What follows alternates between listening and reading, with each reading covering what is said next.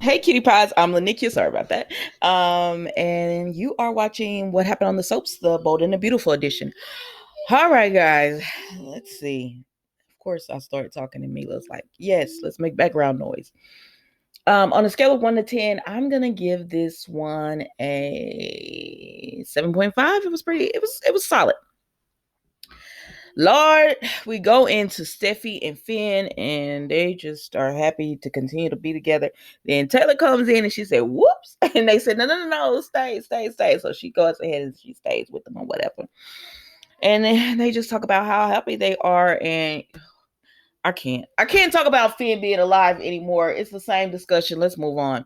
So then we see Douglas, Ridge, and Eric and Thomas. And so Douglas is like, I'm going to go to the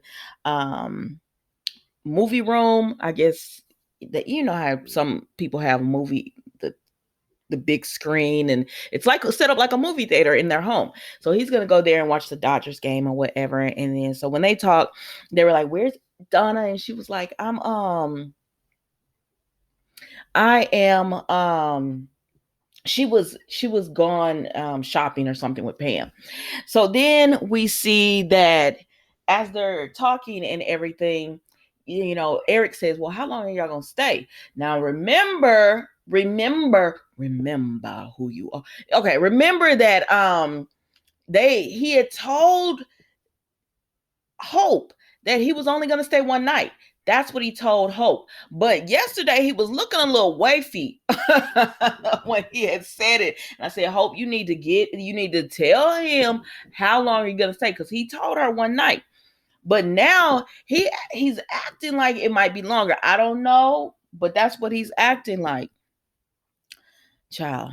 Then we see Hope and Brooke talk, and Brooke is like, "Have you talked to Thomas?" And she says, "No, I haven't spoke to him." And she said, "Oh, I'm gonna call Ridge and see like what's going on." And Hope is like, "No, I don't want y'all getting in the middle of this." And she said, "Baby," because Hope is like, "I don't want a war between the two families." And Brooke is like, "Baby, there is going to be a war." She says, "And Steffi and Taylor are causing this war." Now, I don't really feel like that. I feel like they're giving their opinions about it the same way Brooke gives her opinions about this. But at the end of the day, this is between Thomas and Hope. And yes, Liam, I know y'all don't like to say Liam. Where is Liam, by the way? But it's between the three of them, because they are the ones who are raising Douglas. And I know all of them like to say Thomas is Douglas' father, not Liam, but Liam still has a big role in that. So you have to include him, not in the every little detail, but it's his household that he's with Hope as well. So you have to at least include him on some of the decisions or make him informed. So I don't know. It would be nice if he was there just to support Hope. But anyways, Hope goes ahead and calls Douglas, and she's like, "Hey, um what time are you coming in?" She says, "I'm about to do errands, so I was just thinking I could go ahead and come over and pick up Douglas." And he says, "Well, granddad is having an early dinner, so I was and Douglas really wants to stay." Now, I don't care what anyone says, Thomas is handling this wrong. If you say, because you keep saying, "I don't want to cause stress to Hope, I don't want to make this," then you would have picked up the phone and said, "Hey, Granddad just said he would like to have an early dinner. I was just calling to say, we're thinking about staying for dinner. How does that sound?" And don't tell me, because y'all be tripping. Don't tell me, "Oh, well, he's the dad and everything, so that's his son." Because at the end of the day, Hope is his mom. Hope is Douglas's mom. And from what their custody arrangement looks like, just on the outside, it looks like she is the custodial parent, and Thomas is the non-custodial parent. So even if that's his child by blood, he still can't just go and say, "I'm keeping him," and everything. He has to run that by her. Even if they have joint custody, if she's the custodial parent, he still has to run that by her, just off the logistics of it. He can't just say, I'm going to keep him longer. Because right now, what it looks like is he's trying to keep him longer. And I get it. That's his son. Because I say, I want Douglas to live with, the parent he wants to be with, which looks like he wants to be with Thomas. I just say they should make arrangements for it. And Thomas coming in saying he's going to come over here and stay with me and my dad. Okay, we're going to stay. Oh, yeah, we're going to stay longer for dinner. And not actually, because they asked him, how long are y'all staying? And he doesn't have an idea. That's not the way you go about it. That's all I'm saying, is that's not the way you go about it. But I do want him to be with his son. And if Douglas wants to stay with him, let him stay. But let's move on, because then we see Hope and Brooke. And Hope and Brooke are talking, and she's just like, I don't like that. The fact that, he's not telling you things. I don't like that. And Brooke, Hope is trying to remain calm about this. She says, I would have liked him to call and say, we're staying for dinner. She did, that was not the agreement. She thought he was going to bring Douglas back earlier than that or whatever, but they're having an early dinner and she's okay with that. She just wants Douglas to, come home or whatever. And I don't know. I just think the way Thomas is handling it is wrong, but I do, because I get what everyone's saying about that's his son and whatever, but Hope has rights to Douglas as well. And she's been the one taking care of Douglas and everything.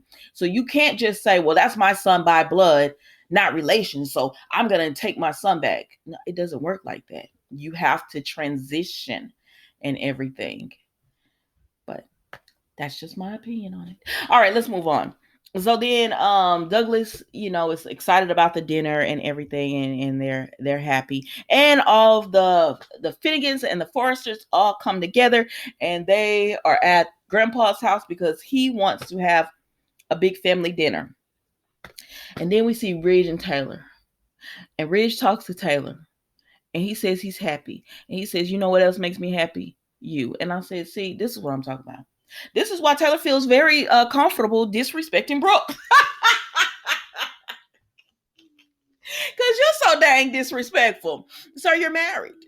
You're married to Brooke. What are you doing? Why are you telling her this? Why are you giving this woman mixed signals? Now, on one hand, you told her it was just a kiss. Like, it's just a kiss. I'm going back to, I don't want you talking bad about Brooke or whatever. It's just a kiss, and trying to act like it's nothing. But then on the other hand, you in this woman's face telling her, you make me happy. And, just be like, no, like, what is going on here? Make up your mind who you want to be with.